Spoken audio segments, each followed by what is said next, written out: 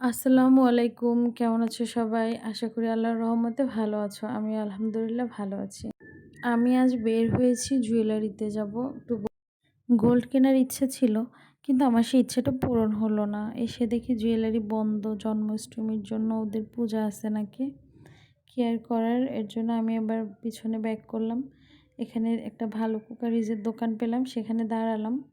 আমার টুকটাক কিছু জিনিস দরকার ছিল এটার জন্য, সেগুলি ঘুরে ঘুরে দেখছিলাম। দোকানদার ভাইকে বললাম দেখাতে, উনি আবার আমাকে দেখাচ্ছিল। এখান থেকে কিচেনের কিছু জিনিস কিনলাম, কিন্তু আমার সবসময় ব্যবহার করার জন্য চায়ের কাপের দরকার ছিল। চায়ের কাপ এখানে পাবো না, সেটা কেনার জন্য আমার দোকানে যেতে হবে কুকারিজের, সেখান থেকে নিব। তো এখানের কেনাটা এখন শেষ করেছি। এরপরে আবার লাঞ্চ করতে রেস্টুরেন্টে যাব, সেখানে তোমাদেরকে নিয়ে যাব।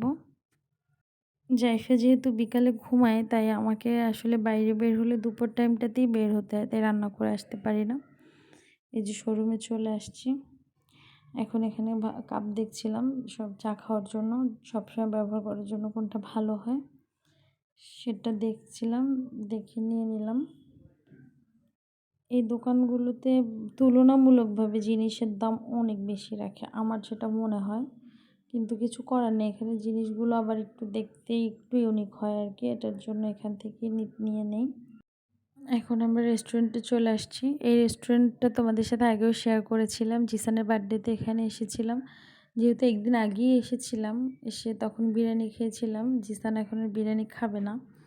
আর একদম দুপুর, মোটামুটি গরমও আছে অনেক, এর জন্য আমরা সাদা ভাত খাবো ঠিক করলাম। মা ছেলে মিলে ঠিক করে এবার ওয়েট করতেছি খাবারের জন্য। আর জাইফা সব টেবিলে ঘুরে ঘুরে পরিদর্শন করতেছে কে কী খাচ্ছে।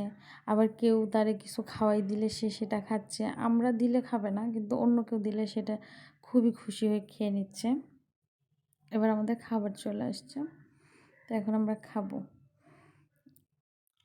এর আগের দিন জাইফা অনেক ডিস্টার্ব করছে, ওর জন্য খেতেই পারি নাই, কিন্তু আজকে এত ডিস্টার্ব করতেছে না, ঝামেলা কম করছে, ঠান্ডা আছে, এটার জন্য শান্তিমতো খাইতে পারতেছি।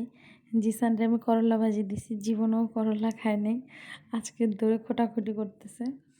আমাদের পাশের টেবিলে 2টা কাপল ছিল, সেটা তোমাদের সাথে শেয়ার করলাম। হ্যাঁ, ওরা খুব মানে ওদের কথা টথা শুনে আর কি, সেগুলো তোমাদের সাথে নাই শেয়ার করি। খাওয়া দাওয়া করে তাড়াতাড়ি বের হয়ে গেছি, কারণ আমার আবার বাসায় গিয়ে জাইফারে ঘুম পাড়াতে হবে, তারপরে রান্না শেষ করতে হবে। যেহেতু রান্না করিনি দুপুরে, এর জন্য এখন আমরা বাসায় যাচ্ছি। বাসায় যাওয়ার সময় বৃষ্টি পড়তেছিল, জাইফা বৃষ্টি বৃষ্টি এরকম করে বলতেছিল। এবার আমি বাসায় চলে এসে এবার রান্না করতে চলে আসছি, সেটা এক সপ্তাহদের সাথে শেয়ার করি। এই ইলিশ মাছটা আজকেই এনেছি বাজার থেকে, সেটা অবশ্য তোমাদেরকে দেখাতে পারিনি। ইলিশ মাছের দাম সত্যিই বাজারে কমেছে। তোমাদের সাথে কিছুদিন আগে আমি আরেকটা ইলিশ মাছ রান্না করেছিলাম, ওটা শেয়ার করেছিলাম ভিডিওটা। ওই ইলিশ মাছটাও 1 কেজির উপরে ছিল, এটাও 1 কেজির উপরে। তখন কেজি নিয়েছিল হচ্ছে 1650। তার কিছুদিন আগে আবার আমি 1800-2000 টাকা করে ইলিশ মাছ কিনেছি। মানে আমার রিসেন্টলি কয়েক বছরের মধ্যে ইলিশ মাছটা সবথেকে কম দামে নিয়েছে, 1400 টাকা করে নিয়েছে। মানে এত কম দামে কয়েক বছরে খেয়েছি বলে আমার মনে পড়ে না। 2200-2500 টাকা দিয়েও ইলিশ মাছের কেজি কিনে খেয়েছি, একদম মানে সিজনের শুরু যেটা ছিল, এই তুলনায় এটা মানে এবছর সবথেকে, এবছর ঠিক বললে হবে না, এই 2-4-5 বছরের মধ্যে এটাই মনে হয় সবথেকে কম দাম নিয়েছে। তো ইলিশ মাছটার ওজন প্রায় 1 কেজি 250 গ্রামের মতো ছিল।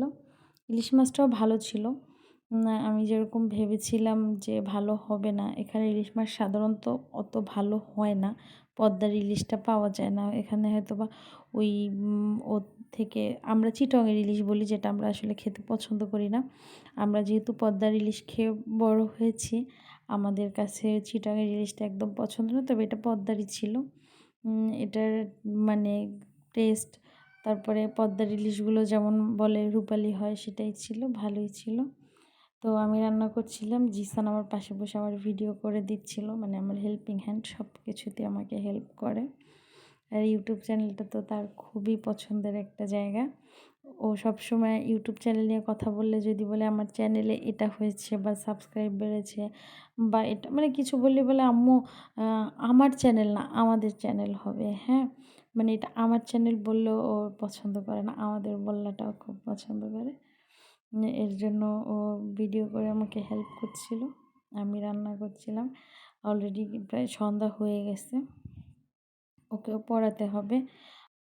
যখন জিসান একদম ছোট ছিল ৩-৪ বছর বয়স, তখন ফোন দেখতো তো, ফোনে তো ছোট বাচ্চারা সবাই মোটামুটি গান দেখে, সেটা তো আপনারা সবাই জানেন। ওকে যদি জিজ্ঞেস করা হতো বড় হয়ে কী হতে চাও? স্কুলে ওরে বারবার শেখানো হয়েছে ডক্টর হতে চাই বা কিছু। ও বলতো ইউটিউবার হতে চাই, হ্যাঁ?